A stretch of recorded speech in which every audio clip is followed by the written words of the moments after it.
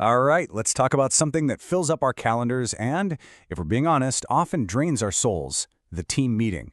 But what if I told you there's a simple, data-backed formula to make them not just bearable, but actually amazing?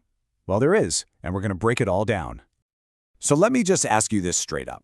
Do you ever leave a meeting and think to yourself, what did we actually just do for the last hour? Yeah? If you're nodding along, trust me, you are not alone. And see, that's the real problem, isn't it? For so many companies, meetings have just become this ritual. It's this thing we do because it's on the calendar, not because it's actually pushing anything forward. It's just a massive black hole for our time and energy. And this whole situation has a name. We call it the modern meeting trap.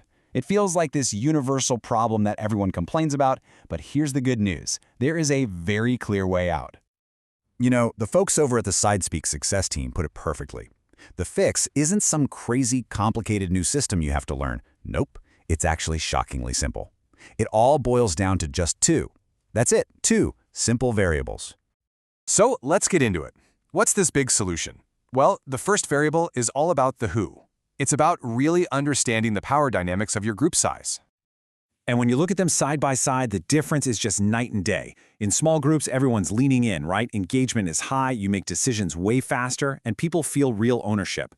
But in those big, sprawling meetings, accountability just kind of vanishes, the conversation slows to a crawl, and most people just become passive listeners. The whole energy just dies. Okay, so what's the magic number? The data is pretty clear on this. The sweet spot is right around 5 participants. Know why 5? Well, it's just big enough to get different ideas and perspectives, but it's small enough to make sure every single person has a voice so things don't get bogged down. And getting that number right has a massive payoff. Meetings with that sweet spot of 4 to 7 people actually outperform larger meetings by nearly 23%. And that's not just in feeling engaged. That's in actually getting stuff done and following through on tasks. That is a huge productivity win. So we've got our first variable locked in, group size. Now let's grab the second piece of the puzzle and build out our full productivity formula. It's not just who is in the meeting, it's also about how long you keep them there. I mean, just look at this chart. You can literally see the productivity peak. It's right there, in that 30 to 45-minute window. If you go too short, you might not get deep enough. But look what happens when you go long. The second you cross that 50-minute mark, productivity just nosedives by about 17%. Our brains just check out. And there you have it. That's the formula. It's so simple. It's beautiful.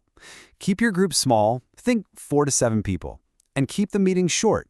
Aim for that 30 to 45-minute sweet spot. That simple combo is the secret to getting the most out of your time together. Now, is this the rule for every single meeting you'll ever have? Maybe not. But for the meetings that really matter, the ones that actually drive the business forward, this formula is an absolute game changer. Let's talk about where it really shines. Think about your most important get-togethers. Creative brainstorming sessions where you need everyone's input. Perfect. Quick project check-ins to make sure you're on track? Absolutely.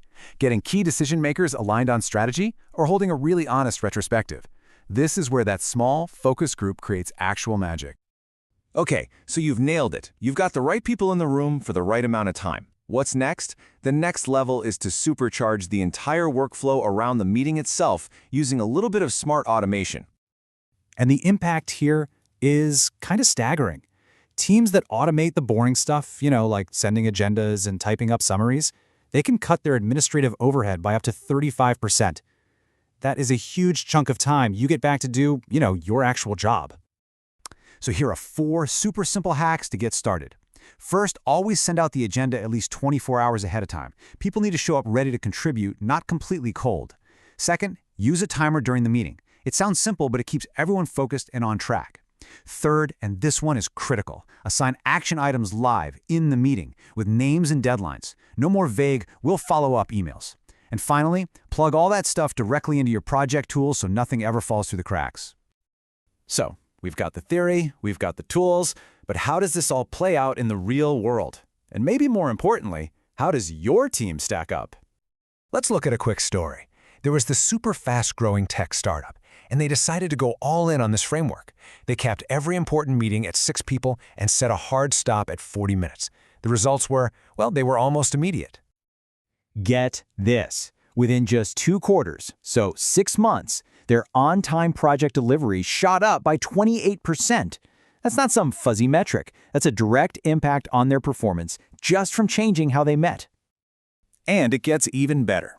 By pairing that new meeting structure with some simple automation, they cut the time they spend on all that meeting admin, writing notes, sending follow-ups, by 40%. That's not just about better meetings. That's about reclaiming a huge part of your work week for the stuff that actually matters. And that brings us to you.